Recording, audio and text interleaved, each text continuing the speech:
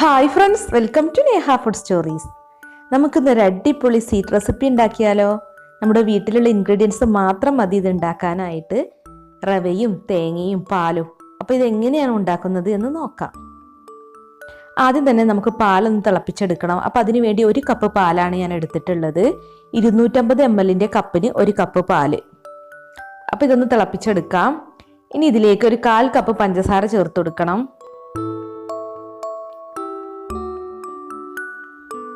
അപ്പോൾ ഇനി ഇതൊന്ന് മിക്സ് ചെയ്ത് കൊടുക്കാം.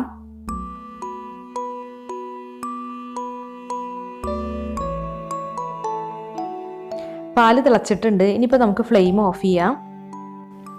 ഇനി ഇത് മാറ്റി വെക്കാം. പിന്നെ നമുക്ക് വേണ്ടത് റവയാണ്. ഞാനിവിടെ 1/2 കപ്പ് റവയാണ് എടുത്തിട്ടുള്ളത്. ഇത് വറുക്കാത്ത റവയാണ്. അപ്പോൾ അതുകൊണ്ട് തന്നെ നമുക്കിതൊന്ന് വറുത്തെടുക്കാം.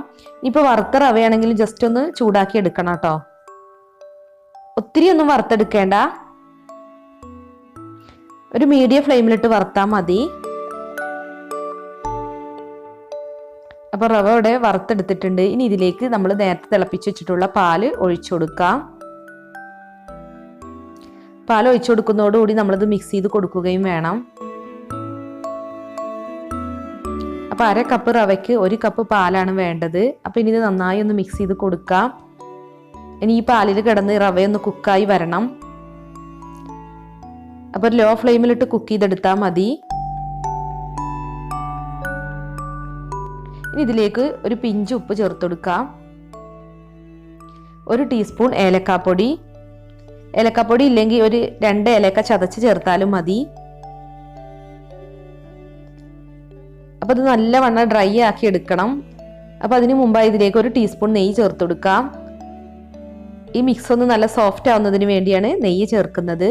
അപ്പോൾ പാനിൽ നിന്ന് വിട്ട് വരുന്ന ഒരു പരുവാകുന്നത് വരെ നമ്മളിത് മിക്സ് ചെയ്തെടുക്കണം. ഇപ്പോൾ ഇത് പാനിൽ നിന്ന് വിട്ട് വരുന്നൊരു രൂപമായിട്ടുണ്ട്. അപ്പോൾ ഇനി നമുക്കിത് ഫ്ലെയിം ഓഫ് ചെയ്ത് മാറ്റി വെക്കാം.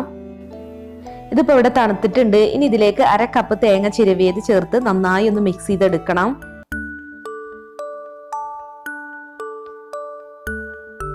നമ്മൾ ചപ്പാത്തിക്കൊക്കെ കുഴക്കുന്ന പോലെ നന്നായി ഒന്ന് കുഴച്ചെടുത്താലും മതി. അപ്പോൾ ഇതിവിടെ റെഡി ആയിട്ടുണ്ട്. ഇനിയിപ്പോൾ നമ്മുടെ കയ്യിൽ കുറച്ച് നെയ്യോ അല്ലെങ്കിൽ ഓയിലോ തടവി കൊടുക്കണം. അതിനുശേഷം ഇതിൽ നിന്ന് കുറച്ചെടുക്കുക. നമുക്ക് ഏത് സൈസിലാണോ വേണ്ടത് ആ ഒരു സൈസിലാക്കി എടുക്കുക. ആദ്യം ബോൾസ് ആക്കി എടുക്കുക. എന്നിട്ട് നമ്മൾ കട്ട്ലറ്റിനൊക്കെ ഉണ്ടാക്കുന്ന പോലെ ആ ഒരു ഷേപ്പിലാക്കി എടുക്കുക. ജസ്റ്റ് കൈ കൊണ്ടൊന്ന് പ്രസ് ചെയ്താൽ മതി. എന്നിട്ട് അതിൻ്റെ സൈഡൊക്കെ ഒന്ന് ഷേപ്പ് ചെയ്ത് കൊടുക്കുക.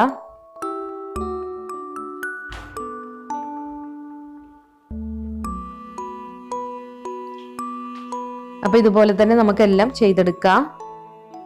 അപ്പോൾ ഇത്രയും കിട്ടിയിട്ടുണ്ട്. ഇനിയിപ്പോൾ ഞാനിവിടെ കുറച്ച് ഡെസിക്കേറ്റഡ് കൊക്കനട്ട് പൗഡർ എടുത്തിട്ടുണ്ട്. ഡെസിക്കേറ്റഡ് കൊക്കനട്ട് പൗഡർ എന്ന് പറഞ്ഞാൽ നമ്മൾ തേങ്ങ ഒന്ന് ജസ്റ്റ് ഒന്ന് വറുത്തെടുക്കുന്നതാണ്. അപ്പോൾ ഇനി ഇതിലൊന്ന് കോട്ട് ചെയ്തെടുക്കാം. അപ്പോൾ കാണാനും നല്ല ഭംഗിയുണ്ടാവും, കഴിക്കുമ്പോൾ നല്ല ടേസ്റ്റ് ആയിരിക്കും, നല്ല തേങ്ങയുടെ ഒരു ഫ്ലേവർ കിട്ടും. അപ്പോൾ എല്ലാം ഇതുപോലെ ഒന്ന് തേങ്ങയിലൊന്ന് കോട്ട് ചെയ്തെടുക്കാം. അപ്പോൾ ഇത്രയേ ഉള്ളൂ, നമ്മുടെ സ്വീറ്റ്സ് ഇവിടെ റെഡി ആയിട്ടുണ്ട്. വളരെ ഈസി ആയിട്ട് നമുക്ക് ഉണ്ടാക്കാൻ പറ്റും. നമ്മുടെ വീട്ടിലുള്ള ഇൻഗ്രീഡിയൻസ് മാത്രം മതി ഇതിന്. അപ്പോൾ എല്ലാവരും ഒന്ന് ട്രൈ ചെയ്ത് നോക്കുക, എന്നിട്ട് ഫീഡ്ബാക്ക് അറിയിക്കുക. നല്ല സോഫ്റ്റ് ആയിട്ടാണ് കേട്ടോ അത് ഇരിക്കുന്നത്. പിന്നെ നമുക്കത് ഓയിലൊന്നും ഫ്രൈ ചെയ്തെടുക്കേണ്ട ആവശ്യമില്ല. നല്ല ഹെൽത്തി ആയൊരു സ്വീറ്റ് റെസിപ്പിയാണ്. അപ്പോൾ ഈ വീഡിയോ കണ്ടിട്ട് ഇഷ്ടമായിട്ടുണ്ടെങ്കിൽ ഒന്ന് ലൈക്ക് അടിച്ചേക്ക്. പിന്നെ ഫ്രണ്ട്സിനും റിലേറ്റീവ്സിനും ഒക്കെ ഒന്ന് ഷെയർ ചെയ്ത് കൊടുക്കണം കേട്ടോ. അപ്പോൾ നമ്മുടെ വീഡിയോസൊക്കെ കണ്ടിട്ട് എന്തെങ്കിലും അഭിപ്രായങ്ങളോ നിർദ്ദേശങ്ങളോ ഉണ്ടെങ്കിൽ ഒന്ന് കമൻറ്റ് ചെയ്യുക. അപ്പോൾ ചാനൽ സബ്സ്ക്രൈബ് ചെയ്യാത്തവരുണ്ടെങ്കിൽ ഒന്ന് സബ്സ്ക്രൈബ് ചെയ്ത് സപ്പോർട്ട് ചെയ്യണേ. അപ്പോൾ നാളെ നല്ലൊരു വീഡിയോസുമായി വീണ്ടും കാണാം. താങ്ക്